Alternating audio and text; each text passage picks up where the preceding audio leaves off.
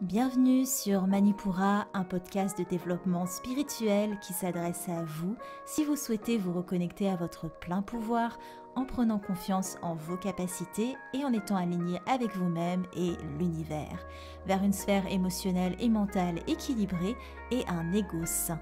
Je suis Amba, yoga thérapeute, énergéticienne, astrologue et ma mission est de vous aider à développer toutes les ressources déjà en vous. À travers des outils comme l'astral yoga, l'énergétique et l'écrit-thérapie, mon objectif est de vous rendre acteur de votre mieux-être et indépendant sur le chemin de votre spiritualité. Je vous souhaite une excellente écoute. Bonjour à tous et bienvenue dans ce nouvel épisode du podcast Manipura. Je suis ravie de vous retrouver aujourd'hui pour cet épisode thématique sur comprendre et harmoniser le corps émotionnel. Avant de commencer, je vous adresse mes meilleurs vœux pour 2021 en vous souhaitant une année alignée avec vous-même, avec plein d'apprentissages, plein d'expériences, de partage, de découvertes en vous-même, avec vos proches. Bref, que du bonheur. Je vous remercie pour ceux qui me suivent depuis le début et je suis vraiment ravie pour ceux qui viennent d'arriver qu'on commence cette année 2020 ensemble. 2021. Je vais pas recommencer l'année 2020, non, 2021, excusez-moi. D'ailleurs, j'y pense, ça me permet de vous dire très rapidement que j'organise un concours pour les abonnés Manipura uniquement. Il vous suffit pour cela de télécharger une des ressources gratuites que vous trouvez dans ma bio Instagram. Vous cliquez dans le lien de ma bio Instagram et en téléchargeant une des ressources gratuites que je vous mets à disposition, celle qui vous plaît, vous êtes automatiquement inscrit dans la liste des abonnés Manipura. Et samedi prochain, j'enverrai un mail pour que vous puissiez participer au concours pour gagner un soin énergétique ou la lecture de votre thème natal. C'est vous qui choisissez si vous gagnez. On continue notre série d'épisodes sur les corps subtils. C'est le deuxième épisode de cette mini-série. Je vous encourage vivement à aller voir le premier épisode de cette mini-série, c'est l'épisode 4, pour que vous puissiez comprendre la logique des corps subtils, de comment ils s'imbriquent les uns avec les autres. Ces épisodes, ils ont vraiment pour but de poser une certaine base et c'est vraiment une des ambitions que j'ai de vous faire évoluer dans votre pratique énergétique à travers ce podcast et également de vous faire évoluer dans votre réflexion spirituelle. Avant de rentrer dans le vif du sujet, je tiens à vous lire un commentaire, un avis qui m'a été laissé sur Instagram par Solène qui nous dit « Dans tes podcasts, ta voix est posée, elle est calme, ça fait du bien, donc je t'écoute le soir en me couchant, petit rituel tout nouveau, et parfois ce que tu me dis me fait penser à des choses, j'y pense une seconde et je laisse couler pour me reconcentrer sur ce que tu dis. Est-ce un début dans la méditation que tu me permets de faire? Ce serait top, en tout cas continue, ça fait du bien, c'est intéressant tout ce que tu dis dans ce podcast. » Merci beaucoup Solène pour cet avis. Encore une fois, je vous remercie énormément de vos retours et je vous encourage à m'en faire encore plus sur Apple Podcast ou sur les réseaux sociaux si vous n'écoutez pas sur Apple Podcast. Parce que déjà ça m'aide beaucoup, faut le dire, ça m'encourage et ça aide le podcast à se faire connaître, à être mieux référencé. Donc c'est un peu votre aide gratuite pour le contenu que je produis pour vous avec ce podcast. On commence notre épisode, on a vu du coup le corps physique puis le corps éthérique dans l'épisode 4. Aujourd'hui, on va s'intéresser au corps émotionnel. Honnêtement, aujourd'hui, je voulais vous faire le corps émotionnel et le corps mental. Puis, quand j'ai vu tout ce que j'ai écrit rien que sur le corps émotionnel, je me suis dit que ce serait quand même plus digeste de vous étaler un peu plus le contenu sur plusieurs autres épisodes. C'est dommage parce que je bouillonne littéralement de vous parler de plein d'autres sujets, mais en même temps je me dis que ces bases elles sont vraiment essentielles, alors il vaut mieux qu'elles soient claires et que vous ne soyez pas noyés dans le surplus d'informations. Aujourd'hui on va juste se concentrer, et c'est déjà beaucoup, sur le corps émotionnel. Alors on est parti, le corps émotionnel, qu'est-ce que c'est? C'est le corps qui vient après le corps éthérique. Vous vous souvenez, on a parlé des couches qui entourent, des couches de corps subtils qui entourent le corps physique.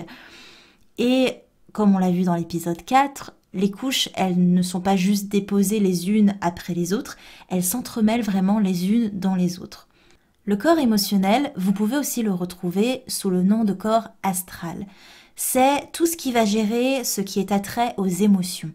C'est un corps qui est très dispersif, il est très peu fixé, on ne peut pas ancrer des émotions si vous voulez, c'est quelque chose qui vient et qui repart de manière très vive, de manière très soudaine et intense, et c'est pour cela que vous pouvez retrouver ce corps sous le nom de corps astral parce que il peut vous permettre de voyager sur d'autres plans, parce que ce qui le rattache à vous finalement, c'est simplement et uniquement le corps physique.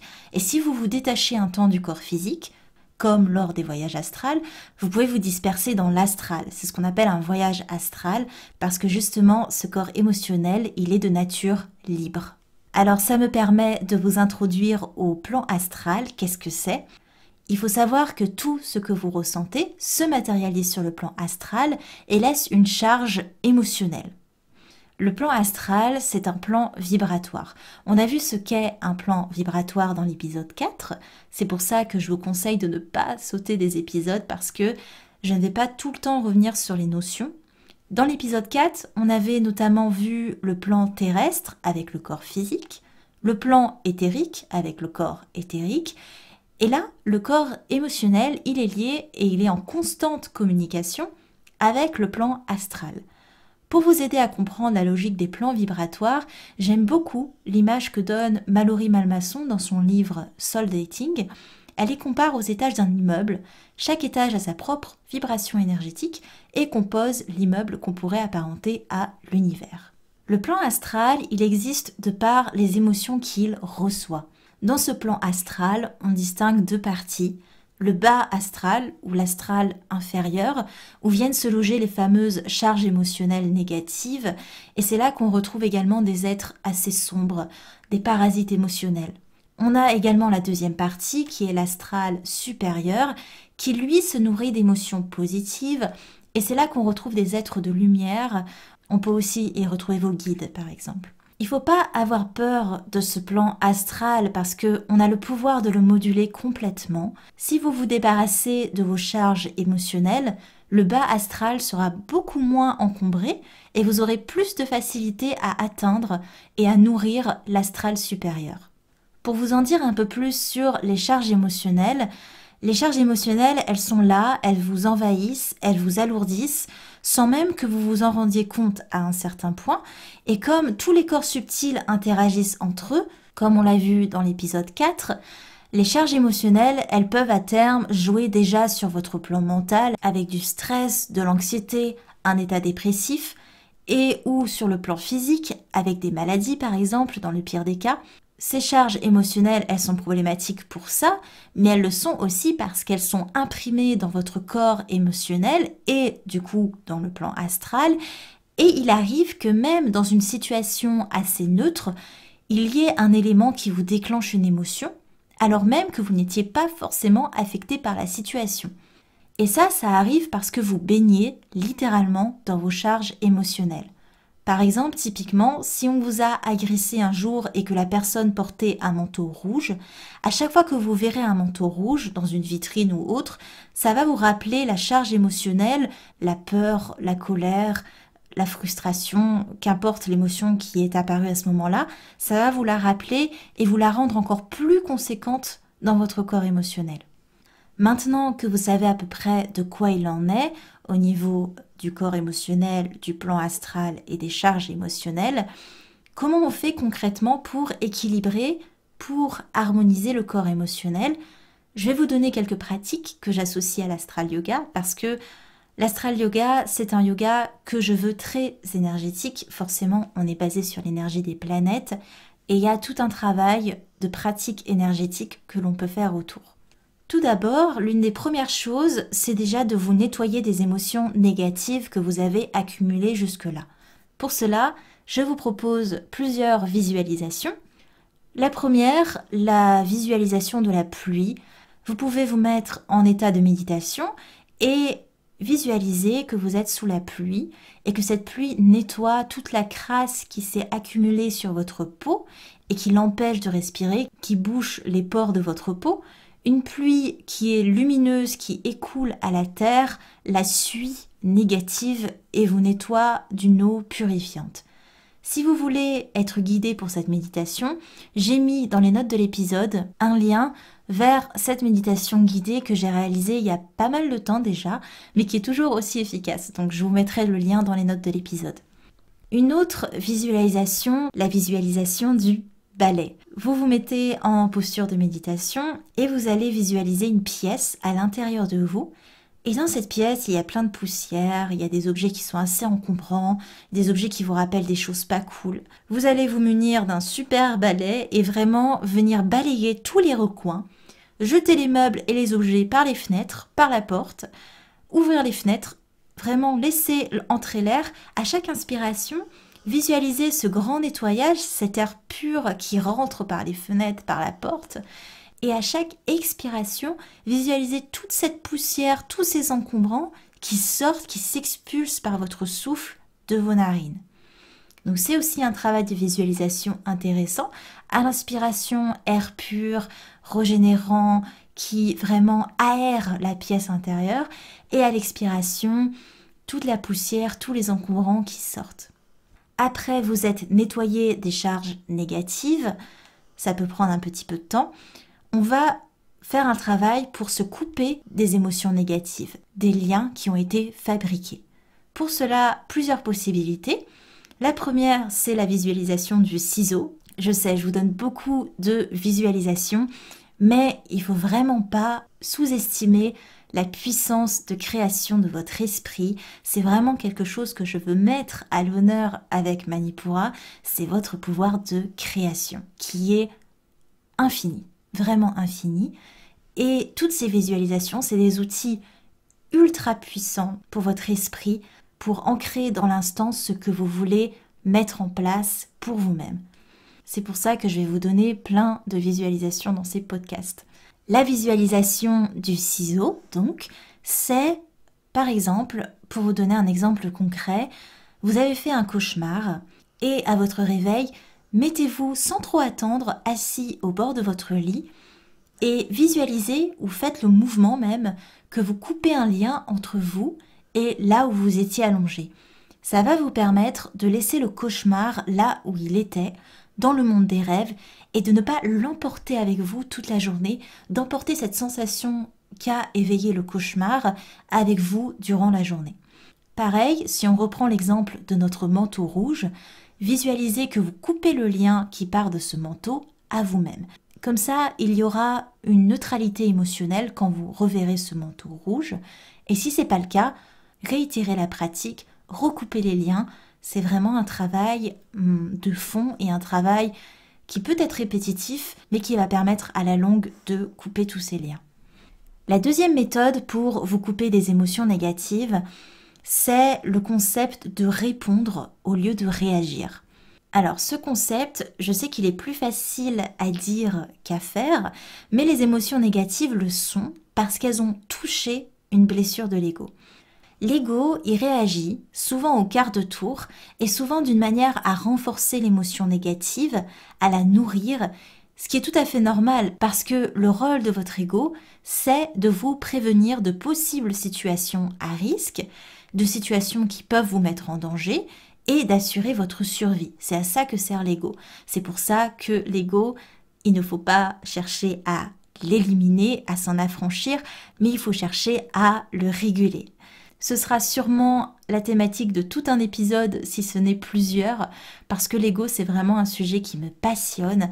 C'est vraiment un axe essentiel pour moi, pour Manipura. Mais surtout, c'est un bon spirituel que de travailler son ego, donc on y reviendra, c'est sûr et certain. Il y a 3 réactions en général à une émotion. La première, c'est l'évitement. Devant une situation, on va vouloir l'éviter, donc on va lutter, on va résister contre la souffrance que nous impose cette émotion. Et ça va nous fatiguer plus que de raison. De lutter, forcément, on va se fatiguer sur la durée. La deuxième réaction possible face à une émotion, c'est l'attachement.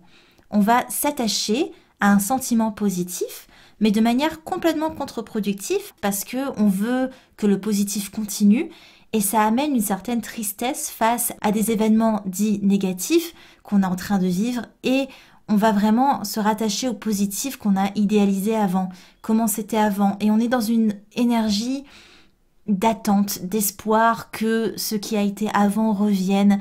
On va voir tout à l'heure qu'on va développer la pensée positive, mais cette pensée positive-là, où on est dans une idéalisation de ce qui a été avant, ça nous aide pas du tout. Ça nous fait même ressasser des choses et ça nous met dans une énergie de non-mouvement aussi, parce que comme on est dans l'attente, on ne bouge pas, on n'est pas dans l'action.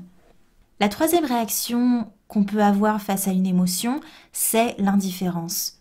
En fait, on va se couper de ce que l'on vit, mais de manière à complètement effacer le ressenti, à l'ignorer et à ne pas se questionner sur le pourquoi du comment. Et le risque ici, c'est de se fermer à une quelconque évolution. Donc forcément, si vous ignorez les choses, vous ne pouvez pas les travailler et vous stagnez, en pleine conscience, parce que vous avez choisi d'ignorer les choses. Vous voyez que ces réactions, ces trois réactions possibles, de manière directe ou indirecte, elles vont nourrir l'émotion négative. Mais si vous décidez de répondre au lieu d'agir, c'est tout à fait différent. Répondre, ça va vous demander d'analyser l'émotion, de vous arrêter un instant, d'arrêter l'emballement émotionnel et de vous demander pourquoi j'ai cette émotion, qu'est-ce qu'elle éveille en moi, pourquoi elle m'affecte de la sorte. Et ça va vous permettre de prendre du recul, mais surtout de vous dissocier de l'émotion et de comprendre que vous n'êtes pas votre colère, vous n'êtes pas votre tristesse, vous n'êtes pas vos peurs. Tout ça, c'est des états d'être, ce n'est pas votre être. Vous pouvez d'ailleurs, en écrit-thérapie, vous faire un petit tableau avec une colonne émotion ressentie, où vous décrivez l'émotion, une colonne situation, qui décrit la situation autour de vous à ce moment-là, une colonne avec déclencheur, ce qui a déclenché l'émotion. Ça peut être vraiment quelque chose de très minime parfois. Et une autre colonne avec les questions que j'ai posées plus haut. Pourquoi j'ai cette émotion? Qu'est-ce qu'elle éveille en moi? Etc. Parce que j'ai vraiment envie de vous encourager à l'écrit-thérapie, j'ai refait ce tableau sur Canva. Et là aussi, je vous mettrai le lien pour que vous puissiez le copier et le télécharger. Comme ça, vous avez votre petit tableau à la maison à disposition si vous voulez faire le point sur une émotion qui vous prend au corps. Du coup, on a vu comment se nettoyer des émotions négatives, comment s'en couper. Et maintenant, une dernière possibilité, c'est de cultiver les émotions positives. C'est même pas une possibilité, c'est, je dirais, quelque chose d'indispensable. Alors, ça n'a rien à voir avec le fait d'idéaliser le positif pour se couper d'une émotion négative comme on a vu un petit peu avant. Là, c'est vraiment de sublimer, de mettre à l'honneur la positivité dans votre vie, non pas pour ignorer le négatif, ce qui est une erreur en soi parce que le positif, il n'existe pas sans le négatif et qu'on a besoin d'émotions qui nous bousculent pour avancer, mais on a aussi besoin d'un moteur positif pour être dans cette action d'avancée. N'ayez pas peur de sublimer les émotions positives, de les porter haut et fort, parce qu'elles méritent qu'on les accueille avec tout autant d'intensité que ce qu'on aurait tendance à faire avec le négatif. Pour cela, rien de mieux en écrit-thérapie qu'un journal de gratitude. C'est un outil qui est très largement utilisé. Il s'agit de relever ce pourquoi vous êtes reconnaissant dans votre journée. Et je ne peux que vous encourager évidemment à télécharger le cahier de pensée positive que j'ai conçu dans ce but. C'est totalement gratuit. Il vous suffit de cliquer dans le lien que j'aurai mis encore une fois dans les notes de l'épisode. Et c'est vraiment le tout premier cahier Manipura que j'ai créé, que je vous mets à disposition gratuitement parce que je sais que ça peut vous aider et ça peut vous encourager à ancrer la pensée positive dans votre quotidien de manière productive. En fait, quand je vais parler de productivité dans ce podcast, je ne parlerai jamais de productivité dans le sens un peu capitaliste. C'est-à-dire qu'il faut être productif pour atteindre un résultat. Non, là, c'est plutôt pour aller vers votre mieux-être. Et il n'y a pas de résultat parce qu'il n'y a pas de ligne d'arrivée, encore une fois. C'est quelque chose que je pourrais développer pendant des heures, mais je vais m'arrêter là. En pratique d'astral yoga pour le corps émotionnel, sachez d'ailleurs qu'il est associé à la couleur jaune, ce corps émotionnel. Il est associé à Manipura, le chakra du plexus solaire, et aux énergies de la planète Mars.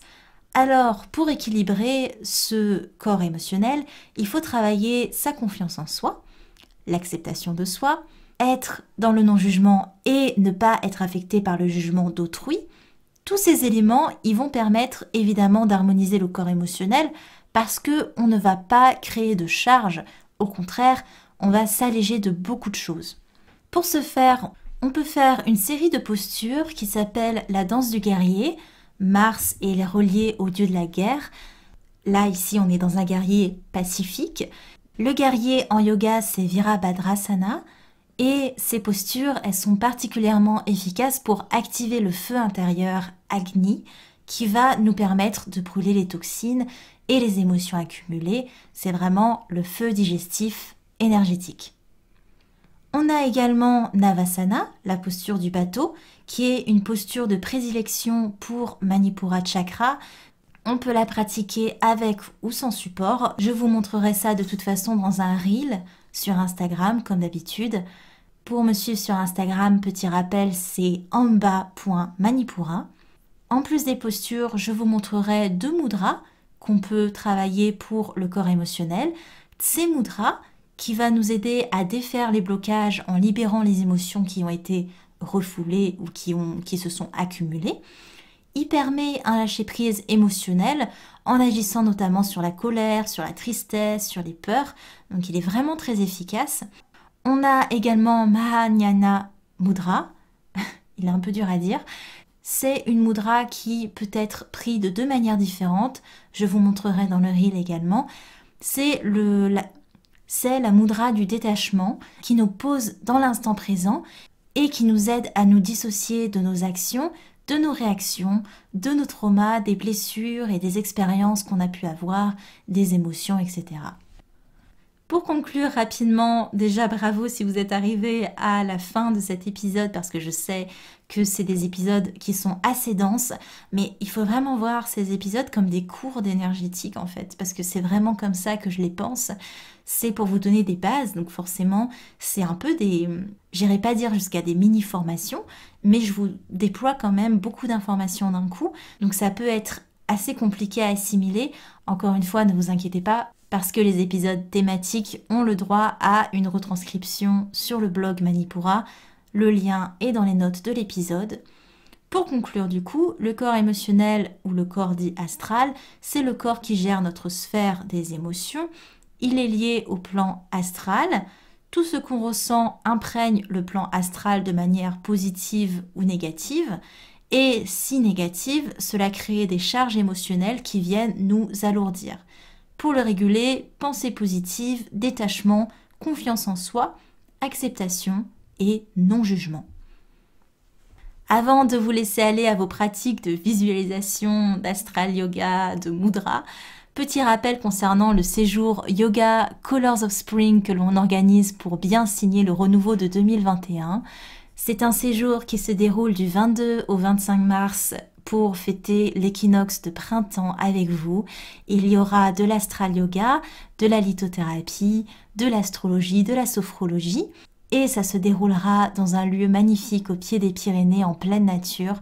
Donc n'hésitez pas à aller voir les notes de l'épisode. Je vous aurai mis encore une fois un lien pour vous donner encore plus d'informations sur ce séjour. Vous pouvez également me poser vos questions sur mes réseaux sociaux amba.manipura.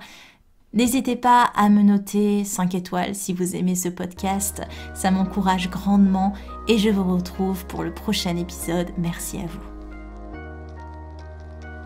Manipura, c'est déjà terminé pour aujourd'hui. Je vous remercie de votre écoute et si cela vous a plu, n'hésitez pas à partager et à me laisser un commentaire sur Apple Podcasts ou sur mes réseaux sociaux. En attendant, vous pouvez télécharger mon cahier de pensées positives gratuitement en cliquant sur le lien dans la description de l'épisode. Quant à moi, je vous dis à la prochaine et surtout, prenez bien soin de vous.